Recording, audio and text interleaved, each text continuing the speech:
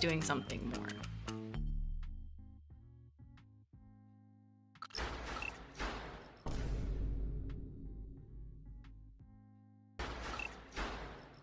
All right, welcome to the rAVe Esports show with me, your host, Bubba Gaeddert. Thank you guys so much for being here. We are on episode 8. We've had quite a few people from Extron and Neutrik, Mike and Christy Custer from Generation Esports Gaming Concepts. We've had Chris Turner on. We've played some Fortnite. We've talked about the metaverse. Man, we've done a lot of different stuff over the past few weeks. Jeff Palumbo from Lenovo, which is always a fun way to say his name because it rhymes. But man, we have got a great show today, and we're just super grateful for our sponsors, Extron and Neutrik, for being able to support this show and as well support the Video Games and Esports Foundation, which is our charity of choice with this show. And if you are in the chat and you want to use !VEF, you can do that in the chat and it will give you a link to be able to send a donation. And if you'd like to get recognized on the stream, you can do that as well. And we'll show a real quick clip of VEF.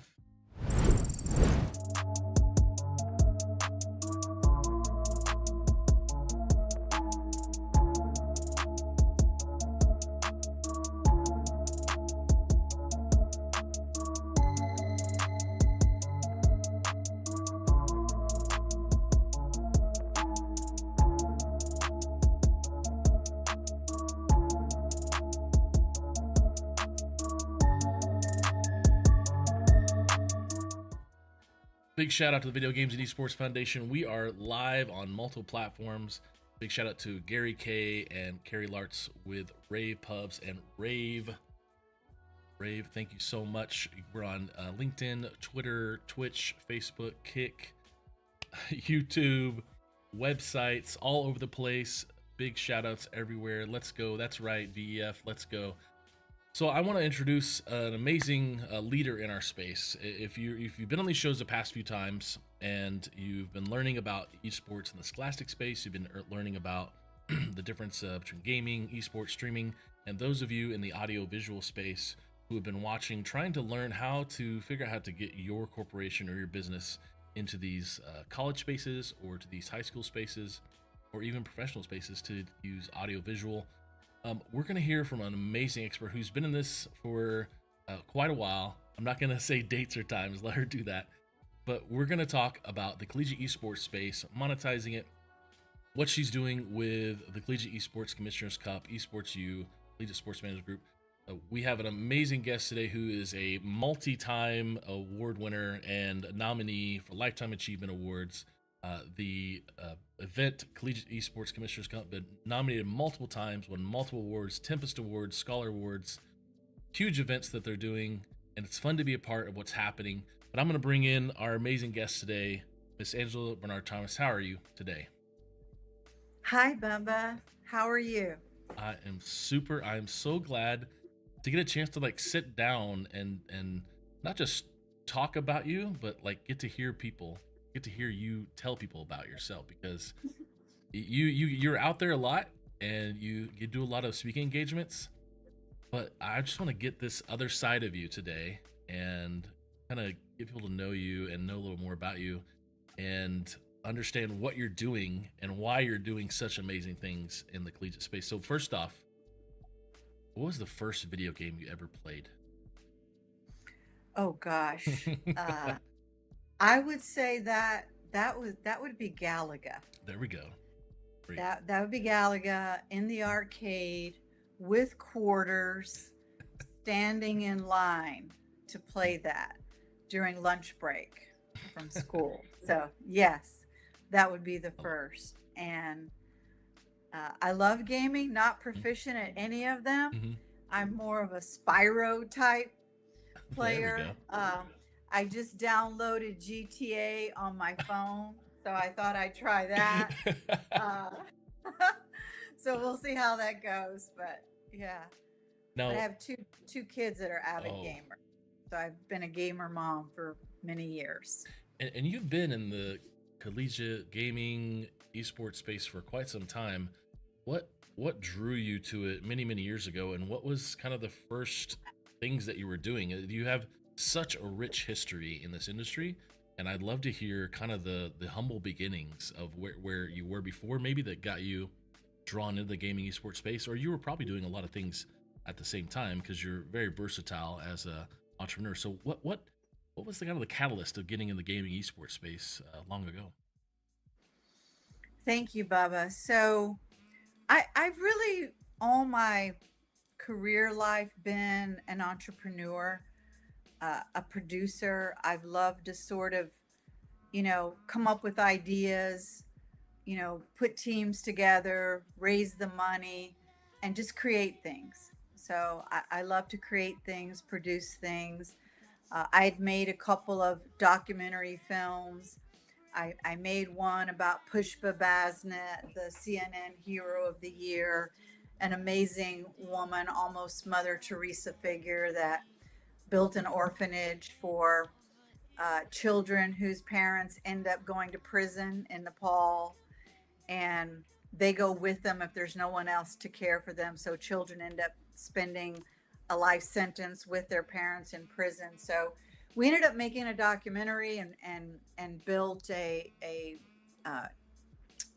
place for children to live, an orphanage there in Nepal. So that was amazing. And I made a couple of other documentaries, and I had a friend that I worked very closely with on one of the documentaries, Blaine Gray Boys. Some of you probably know him, but he had started a company called GameCo.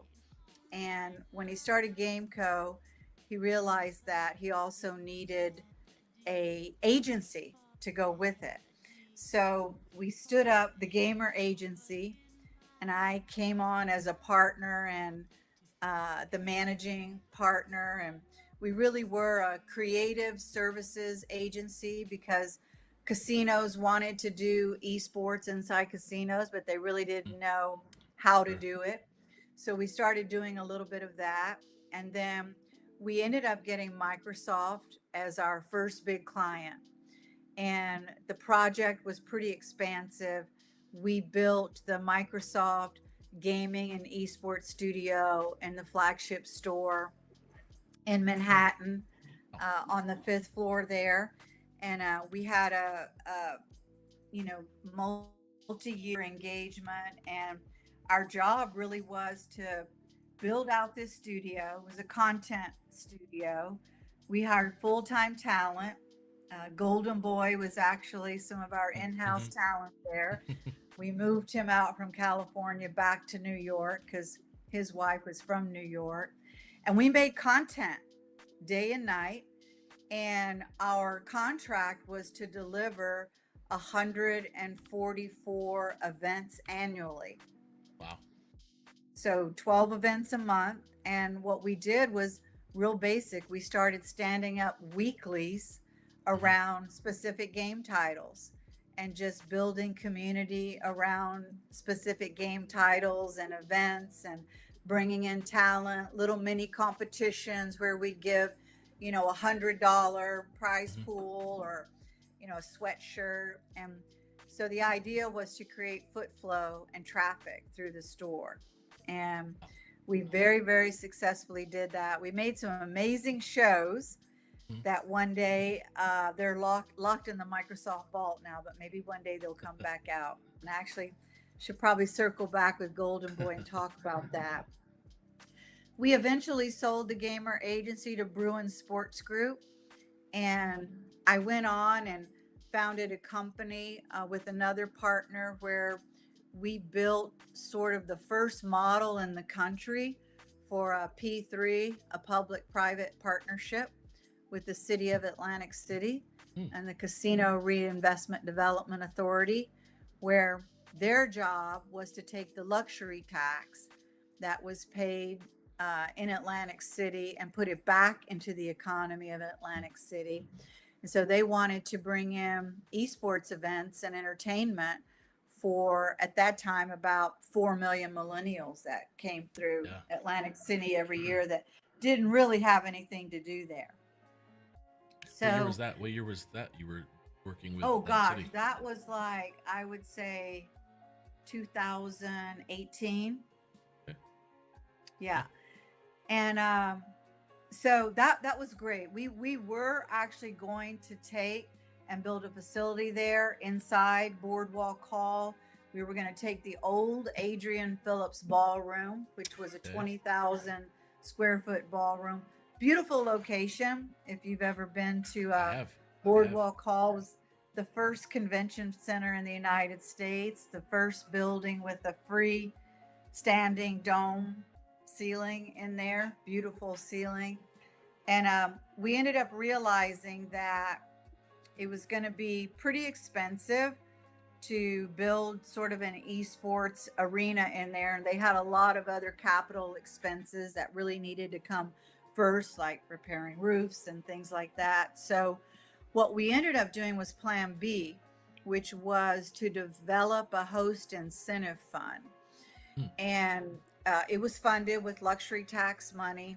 And our engagement was to curate events to come to Atlantic City, you know, uh, through our selection of working with different partners across the country, and also self-produce events in Atlantic City. So it was a great success. We ended up bringing like Collegiate Star League, one of their grand finals. We brought the sports travel summit Yep. there. We brought some Halo events, I and was at that sports travel. you were Yeah, when I was okay. CVB World back in the day. Yep. Yeah, so that was great. I loved it. And what we ended up creating was really a template that you saw pop up later on after that in other states. Mhm. Raleigh, North Carolina has done a wonderful job with that. Ed and those guys over there, and of course, you've got Esports Stadium Arlington.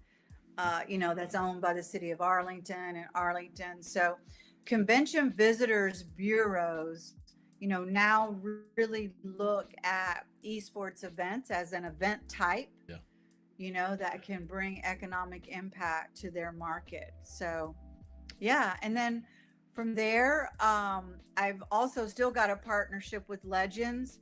We do feasibility studies. We've done about 20 feasibility studies. So, a market that wants to figure out how they can get involved in esports, we'll go in and do an economic impact study for them, a drive-in demographic study. And sometimes they want to build a facility, or sometimes they just want to bring events to their market.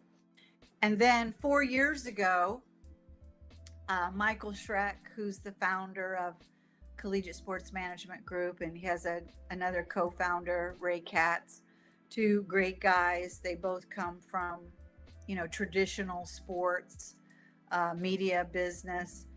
And we had actually met a few years earlier. It's kind of a funny story. We met through Dan Coonan Okay. up at Dan's office in Danbury. I used to live up by Dan. And we met in this meeting. Dan introduced us, and I had written like a text to my partner or something, and I said, wow, this guy's a real a-hole. Okay. And so that ex-partner ended up telling Mike that I said that. And so a couple of years later, Mike called me up and said, hey, do you want to come join us over here? I said, yeah. And he said, well, I just need to get one thing straight. Somebody said you called me this. And I said, well, on that day, yes, it was true. And so we've been really close and great partners since then. It's been a wonderful experience at CSMG. And when you're ready, I don't want to talk too much, but when you're ready, I'll tell you about what we do there. Yeah, I want to break down more your journey through CSMG here in a bit, and kind of dive into what CCC does, what CSMG does, Esports U, and some of the events going on, your different verticals.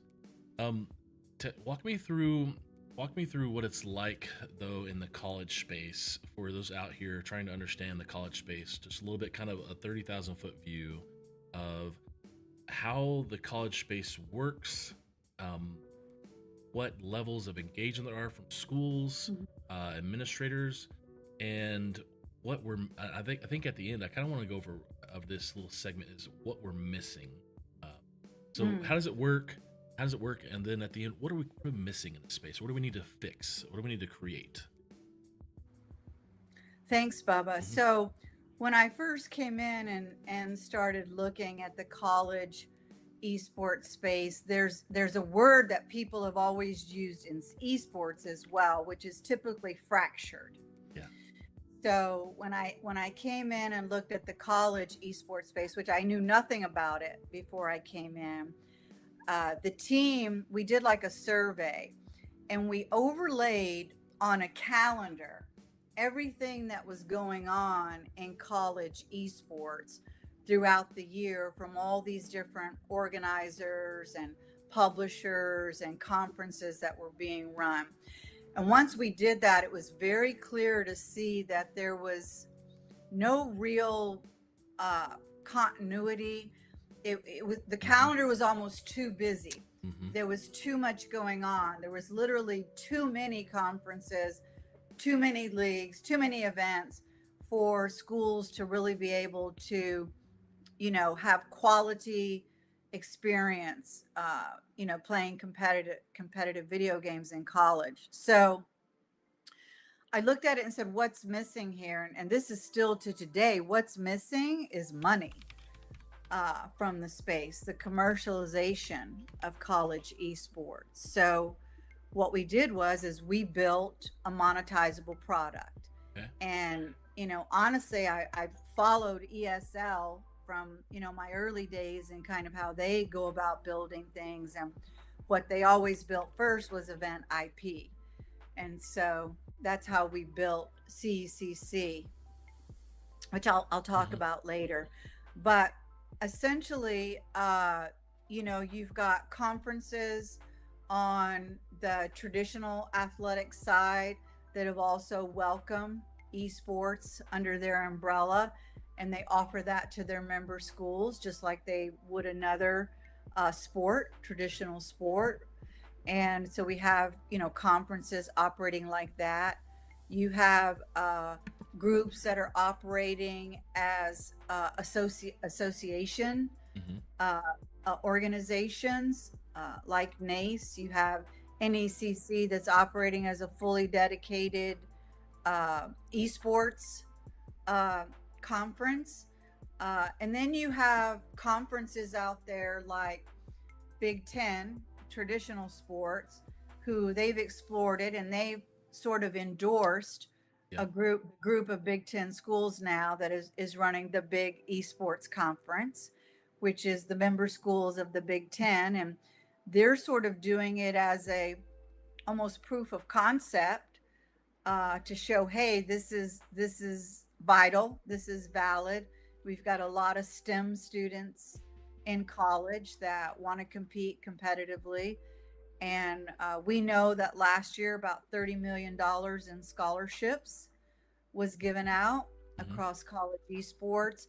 We also know about $100 million was spent on facilities. Wow. And that's growing all the time. It's not unusual to see $10 and $20 million projects starting up on campuses with esports arenas on campuses where it's not just about gaming. It's also about integrating other colleges across the university and other disciplines to come and operate and have classrooms within the space and really expand program offerings around almost every type of industry you could imagine, from marketing to communications to drones to manufacturing to medicine. Almost everything is getting gamified. And so campuses are realizing this. It's having a huge impact on education. Broadcast is changing. It's the technology is changing. So not only has esports a very, high tech centric industry, but, just the regular entertainment industry is very high tech. There's a lot of series and movies that are being filmed in Unreal Engine now. So everything is changing. Yeah. And you know, you see that that's very evident in the college space. So I think it's gotten more organized over the past, I would say, 2 years. I hope that we've played a big part in helping, you know, seeing a little bit of that infrastructure get more solidified. But the big thing is the commercialization of it. And when you look at traditional sports, you'll think of sponsorships, you'll think of media rights, you'll think of ticketing, food and beverage, and merch. Mm-hmm. Those are the traditional revenue streams for traditional athletics. We see the same ones in esports, but it's different. We're not on linear television yet, although I'm in a lot of conversations about it, and we're getting very, very close to that. So I'm really excited about, you know, what a modern day regional sports network looks like, regional esports network. So we're working on that with several national networks right now. We've got a great event IP that we can monetize, and the goal long term is for that to trickle back down to the conferences and their member schools. So everyone that's participating in our ecosystem has some upside or reward. We want to support and grow and invest in the whole college esports industry, so that everybody can be healthy and sustainable and create opportunities. I love that, Angela. I was gonna say I appreciate it because of what you mentioned, fractured and, you know, segmentation, and the idea of us all in our silos. And I think what you've done really well is bring people together, and I think that's what your event, the CC is. And I wanna jump into that. I want to jump into that question about what the esports industry needs. But I'm gonna actually show the esports Arlington video here in a second Okay. about the CECC, and we'll come back to that question. I'm also gonna show a real quick sponsor ad from Neutrik. So once Neutrik is over, stick around. You're gonna see the unveiling of the CECC 2024 in Texas Esports Stadium. Be right back.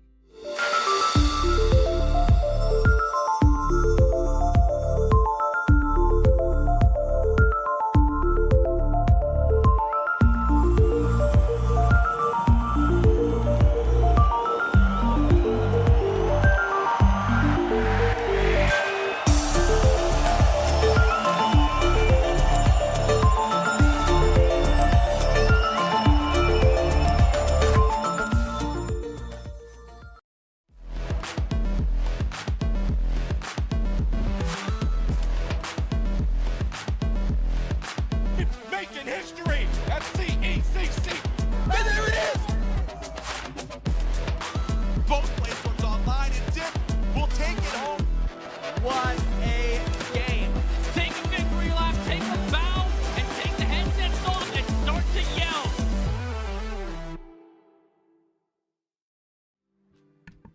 Okay, you got to see a glimpse of the CECC 2024, some of the stuff from last year at Esports Stadium Arlington. We kind of went into what was needed. You mentioned quite a bit of it, actually, about what was needed in the space. Any last thoughts on that before we jump into CCC? What's missing in the college space? What's needed? What's the future of our space? Yeah, I would say that, again, commercialization and figuring that out and working very closely with brands to really understand their objectives and their KPIs and what boxes they need to check to, you know, invest in this space and, you know, maximize the opportunities that we're sort of putting together for them. Anytime we win an award or I have a public speaking chance, I always talk about the brands, because without them and the influx of their support, really none of this would exist. And so, we've tried to come to the table and be a solutionist and figure out what is really needed for brands to really appreciate the space and get deeply involved in it. And as you can see, McDonald's, our supporting sponsor, our presenting sponsor at CECC, both last year and this year, they're an amazing partner to work with. It's the North Texas Co-op of McDonald's. It's about 350 McDonald's. And so we go really deep with them on ways to, activate with them, in their local markets there in Texas. So they're a great partner, and, we couldn't be more appreciative for everything they do. They literally, are the group that makes it possible for us to get 84 teams from across the country here at CECC at Esports Stadium Arlington. So the announcement came out this last week or two about going back to Arlington. What is the biggest benefit of being in Texas at our May Madness event? I know there's a lot of things that's great, but what would you say is the best? Well, I'll tell you, I want to go back to something you said a minute ago, which was about building bridges. Oh, please. And, I think we underestimate the importance of that in business. When I first came to CSMG, I really took it upon myself to call, every commissioner, everyone that was running a league, and talk about us being more powerful together. And, I believe that this year and going into next year, you're going to see a lot of consolidation across the space. We're in communications with, all the leaders in the space, about what that could look like for, long-term sustainability.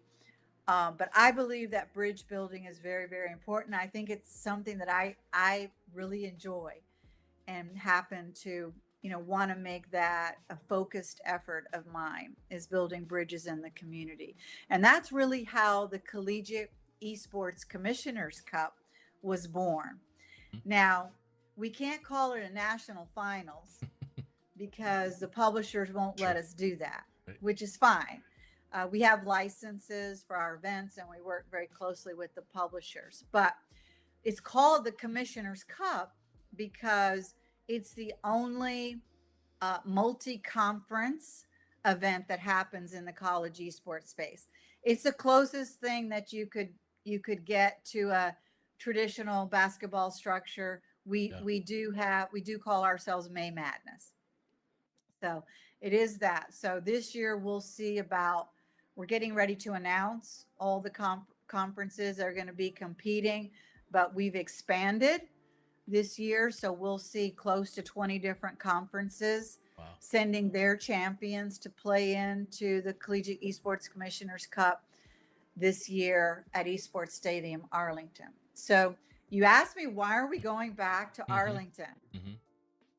So when we look for our event venue and our market where we're going, we put out RFPs for our event, and every year we get back anywhere from 40 to 50 responses to our RFP, and so we have to comb through them, look at the benefits and the risk of each, and sort of come up with a short list. We come up with a short list, and then we start working more closely with those different venues, with the convention visitors bureaus, with the sports commissions, the hotel groups, to figure out, what is best for us.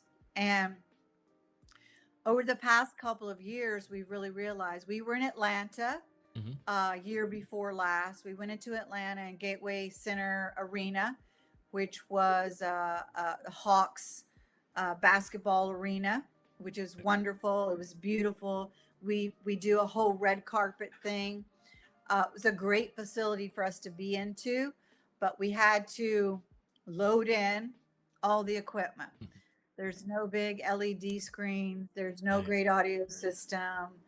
No staging. So we had to load all that in. So that's always not always more costly, but it's costly and time consuming. And it was a great facility, and I would go back there one day.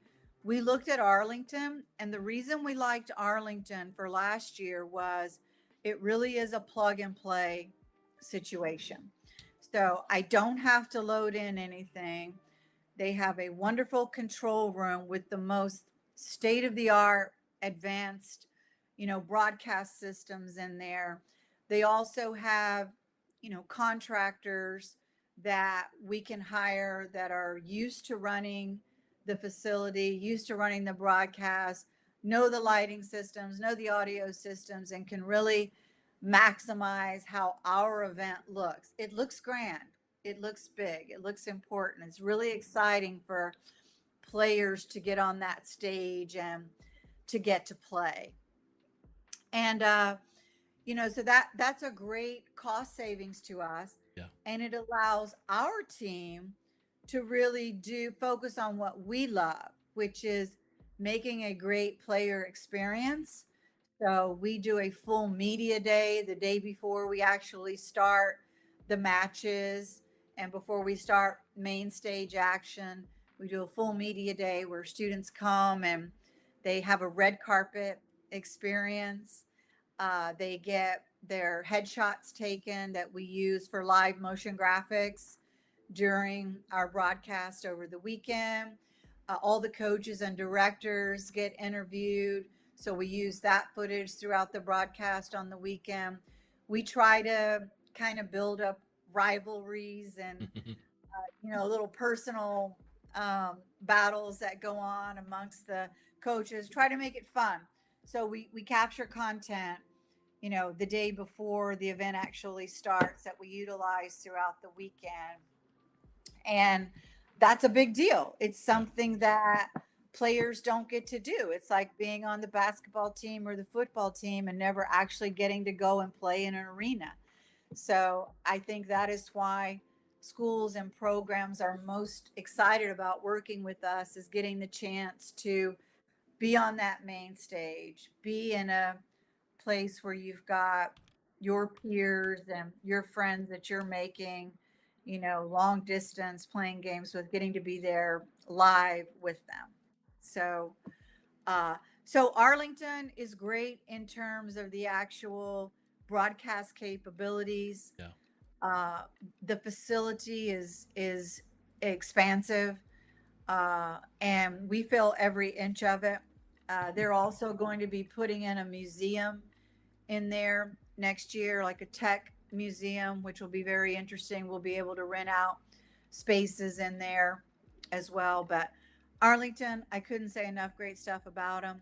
We there's other great venues out there too, Allied in Las Vegas, and Techport in San Antonio, and South Bend in Indiana. We did an event there. All of these venues are really highly capable, highly, tech efficient, and you're going to see more of those.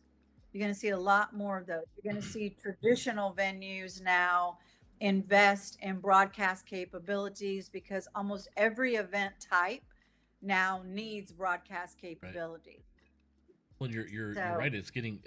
You need these spaces. I mean, the CCC is up to 84 teams now this year. Is that correct? Is that the right number? Yes. 84 teams We'll compared have to 64 last year. 84 this year, and we'll also have the Texas middle school and high school championship, and that will be across 12 different game titles. So there'll probably be about 900 high school students competing, about 500 college players competing, and then we'll welcome about 4,000 attendees to the event. And Arlington has a great convention visitors bureau. They work with us to make introductions to sports teams, to the hotels, the airport for signage,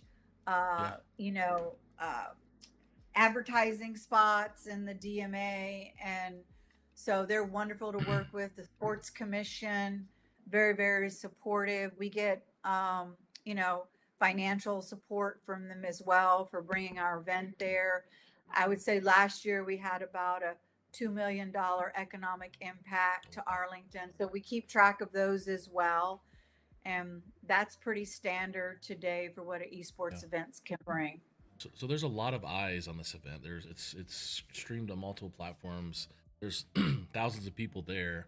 The opportunity for sponsors, I think, is what I want to touch on, where these audiovisual organizations and companies that are watching today and will be watching the recording, that are like Extron and Neutrik and other folks that are partners with rAVe, they are looking to get into esports. And it sounds like what we're describing here is one of the largest events around. So what are ways that you could talk about why it's valuable, and what kind of information could you give these viewers out here in the audiovisual space in the sense of how can they get involved with an event like the CECC or Esports U?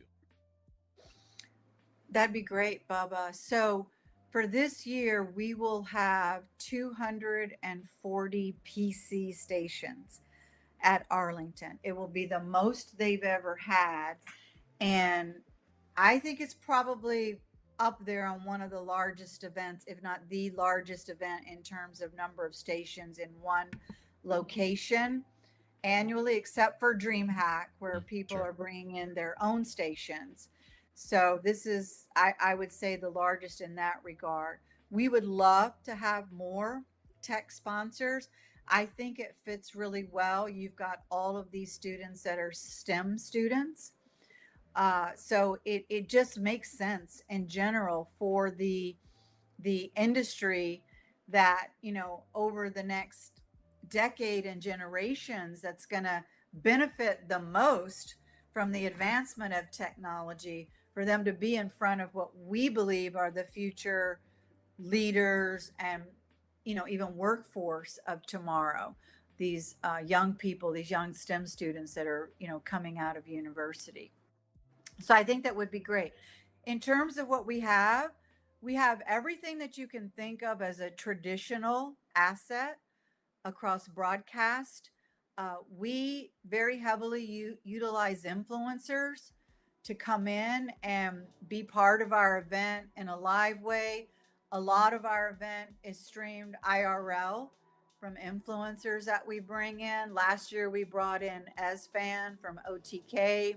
He streamed live from our event. And so the viewership and engagement is what, you know, brands with real budgets need to see, you know, in order to kind of check that box and have that make sense for them. So we have all of those traditional broadcast assets, you know, social media campaigns, influencer campaigns, and, you know, also just more co-streams. We do co-streams as well. So we have some influencers in the facility live and some co-streams. So what we really do is we take traditional assets across broadcast and sponsorship categories, and then we sort of curate, you know, our talent, our influencer talent that brings a relevant audience to watch our content, to, you know, help collegiate esports fandom grow. And so we take traditional assets and we sort of put our modern spin on, you know, how we build audience around college esports. And then that's sort of our formula for maximum impact for our brands. So impressions, engagement across the board, we can deliver really, really good numbers for that. Any brands, I'd be happy to walk through our deck and show what our numbers are and what we can guarantee. I think it's impressive. Yeah, I agree.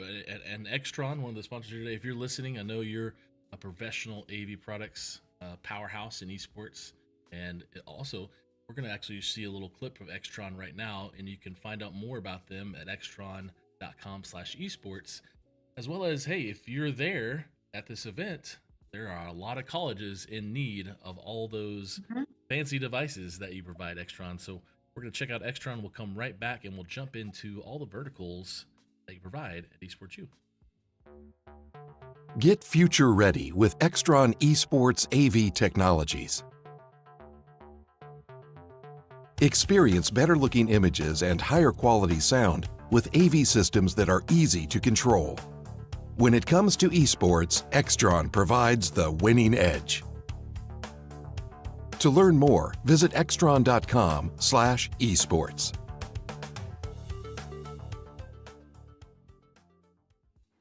Okay, let's jump in for this last few 15 minutes or so into, we talked about the event IP with CCC, and I want to kind of just share more about what this ACE program is, AFK production studio. Let's break down those separately, and I'm happy to kind of learn more about what Esports U does. So let's go with ACE program first. What is the ACE program?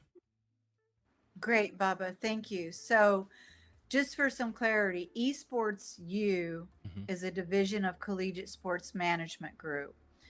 And under the Esports U vertical, there are 4 business units. And the 4 business units are our event IP, Collegiate Esports Commissioners Cup, which you've seen and learned about today. It also includes regional events and sanctioned events.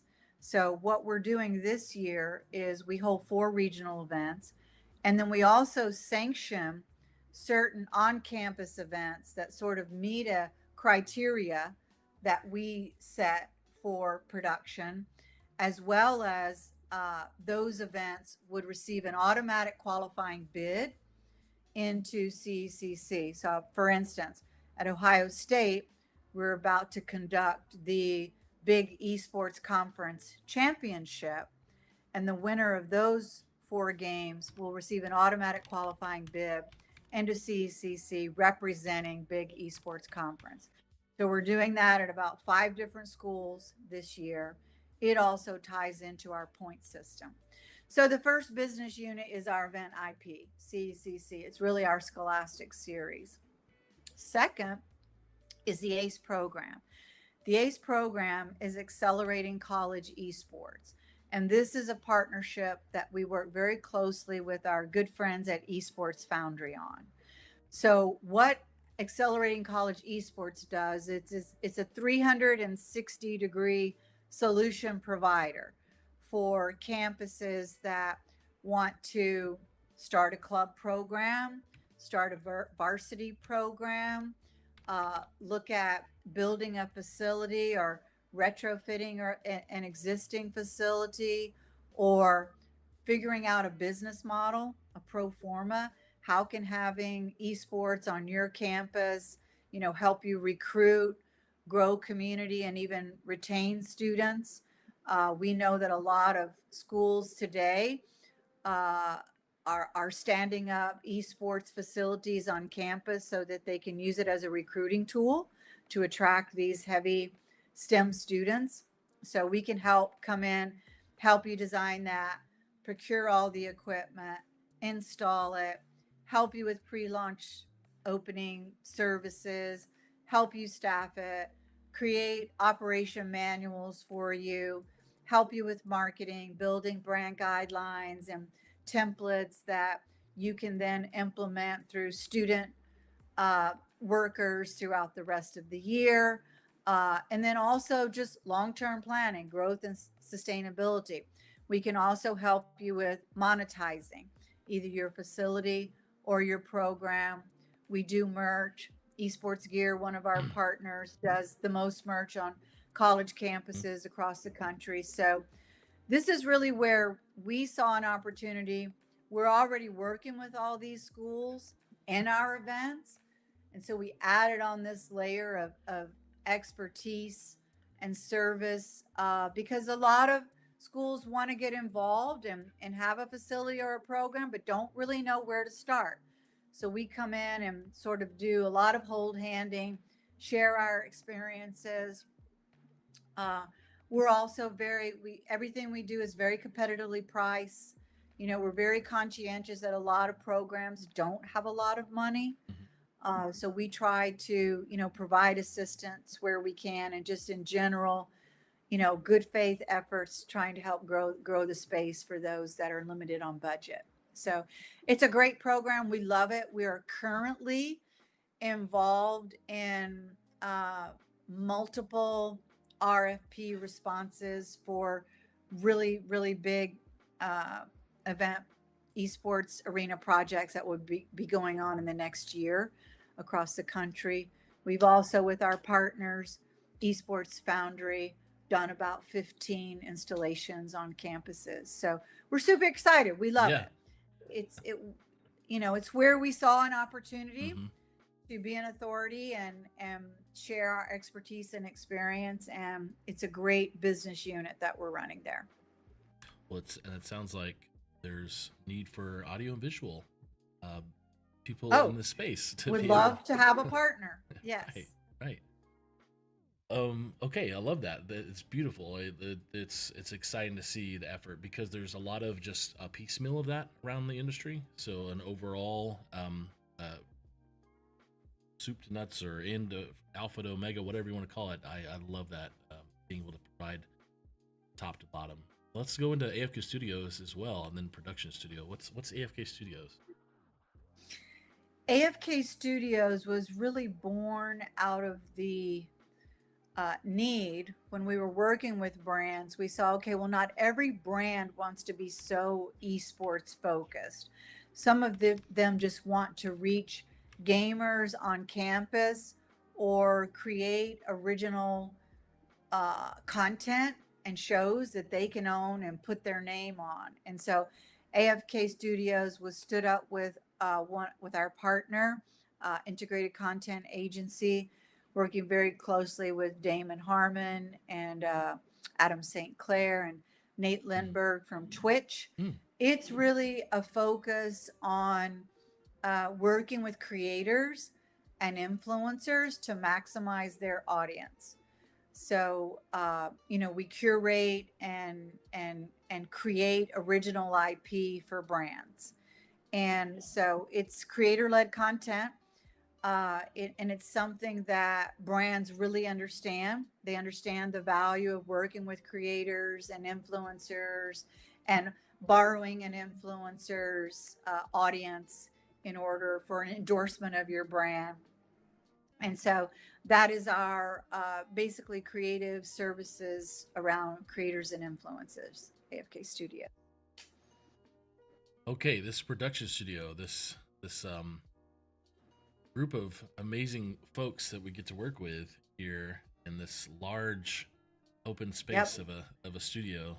Some of the top people in our industry producing. What is this production studio that Esports U? So Collegiate Sports Management Group, being a traditional sports media business, we also represent multiple conferences on their multimedia rights. So in order to represent multimedia rights, we need content. And so that is why the production studio was stood up. The studio is actually here in Hawaii. I live in Hawaii. You saw the sun come up as we were talking, but the studio is here. We produced about 1,000 hours of content last year out of our studio. What we do is we work with our conferences that we represent rights on, and some of the conferences that engage us and hire us to do white label service work. And we curate the best matches that happen. Thousands and thousands of esports matches happen in the fall season and the spring season against colleges and different conferences. So what we do is we curate the best of those matches. We put them up on our Twitch channel, and we have sponsors that come in and back that. And it's just a studio where we can create original content. We have our own talent. We hire talent. We use a lot of student talent in the studio, student casters. We let student producers and technical directors come in and shadow our professional team. And we think that's also really important for, career tech, training opportunities. So we like to do that when we can. And we can also stand up from the studio, anything bespoke. We just did a big campaign for the Marines, a 6-week Valorant tournament that we did online that's not specific to college, but included college. We also do things like this year, we did a National Highway Safety Transportation Association, NHTSA. We did a program for them around Rocket League. So we can do, custom branded tournaments online and create custom content, social media campaigns. And it's really the foundation of almost all of those other business units that you saw there. We have our own studio. We can stand up things really quickly. We can customize things really quickly for brands. And I think it makes us extra nimble in the space, and we can be very economic in what we're doing and what we're offering to brands because of that. So it's a great. Kyler Tandle is our head of production and studio operations. He lives here in Hawaii. About 3 years ago, he came over to the house, and I said, do you think you can run a production studio? And he said, yes, I think I can. And I said, okay, well, you're going to get your chance. And he was a nuclear mechanic at Pearl Harbor. And so he quit his day job at Pearl Harbor and gets to do what he loves. And now he's one of the biggest and best producers in the nation, creating beautiful work, has a team that works with him, and great. We have a great philosophy inside our company. We're all very kind.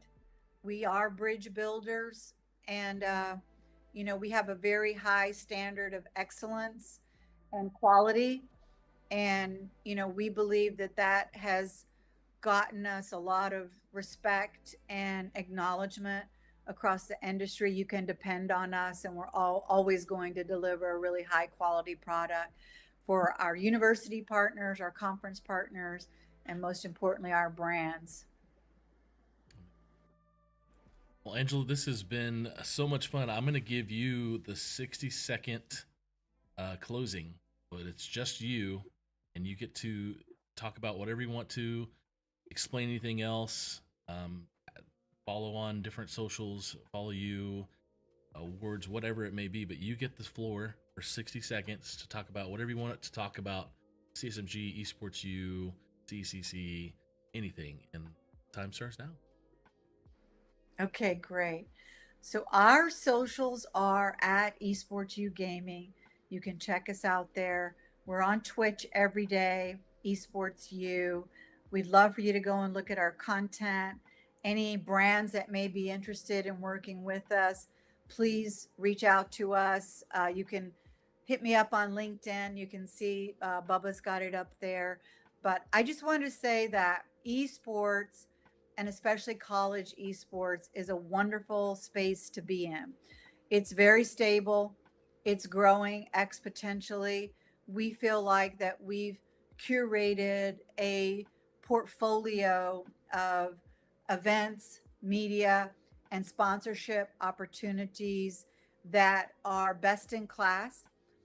We feel very confident in what we're delivering to our brand partners and why they come back. And we just want to see the space grow, become more and more sustainable. And we want to be part of shaping that. And we invite brands to come along and be part of that, and an early adopter with us in that space, and helping us grow it for future generations. So thank you, Bubba.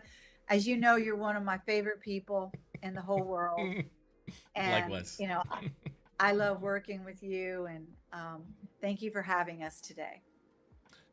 Well, Angela, it's going to be an exciting next few months, gearing up for CECC in Texas to go back.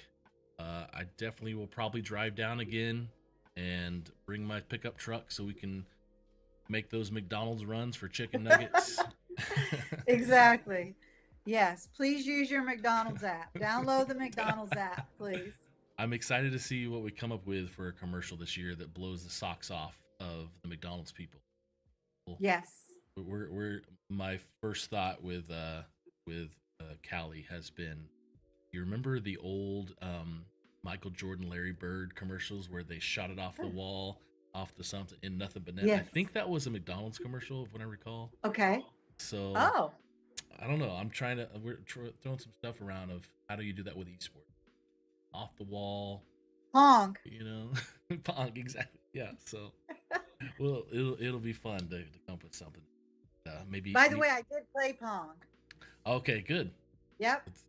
That's one of the first best video games. That's got to be one of the first, right? So, all right, great. Well, thank you Thank so you, much Bubba. again. I'm going to shut down the show. Feel free to, you can log out of the control room or close the tab, and I'll see you soon. Thank you so much, Angela.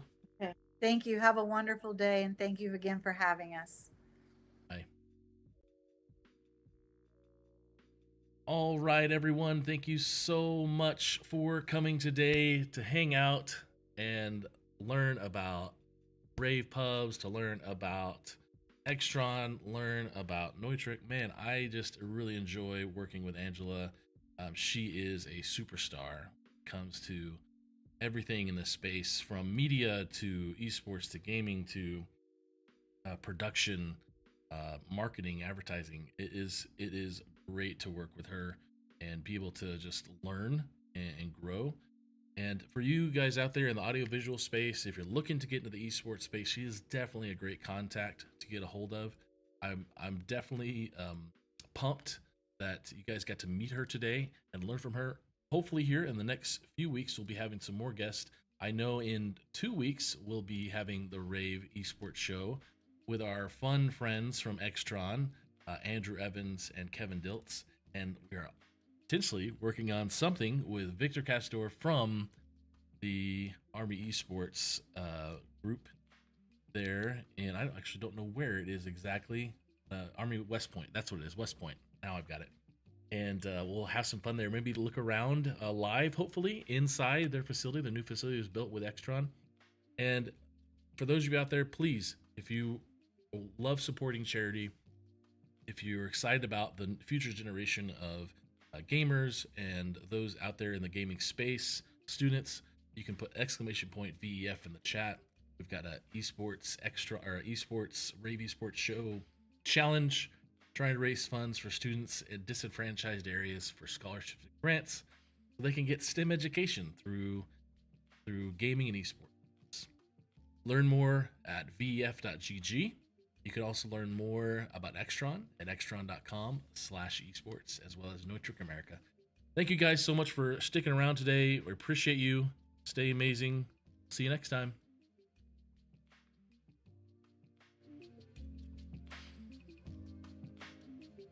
rAVe, take one, Mark. Hi everyone, I'm Steph Beckett and this is rAVe TV. Is that not what I'm doing right now? What does rAVe do? rAVe rAVe is a full-service creative agency that provides AV companies with creative services, marketing, and public relations support. What don't we do? We do it all. We have Pubs, which is our publications now, which is our live events, Create, which is our creative services, Consult, which is helping brands amplify their message, Speak, which is the live speaking and keynotes that we do, Storytelling, which is our PR and copywriting services, and then we have Launch, which is our live events. I work under the Create talent. You have graphic design, you have day-to-day social management. There's so many different aspects. It is so limitless. rAVe Create is the worst talent. If someone said that rAVe Create was the worst talent, they would be lying. And Speak is the best talent, and I've never lied. Like whatever president that was that chopped the cherry tree and felt really bad and didn't. Is it Abe Lincoln? I'm Abe Lincoln of this office. My talent is rAVe Speak. We will be a personality or a host for different events within the industry. One talent I fall under at rAVe is rAVe Now. People know me as the person that's gonna come shoot their videos. My talent at the rAVe agency is storytelling. We help our clients break through the clutter and the noise in our industry. My favorite part about my job is that every day is not the same. I love the people of Rave. You know, we have great people. We have a great team that really cares about what we're doing. We have a lot of talented people. I'm able to come in to basically any meeting and be like, hey, okay, I've got a really weird idea. Everybody just keep your comments until the end. We go beyond just what we've done so far. We're always doing something more.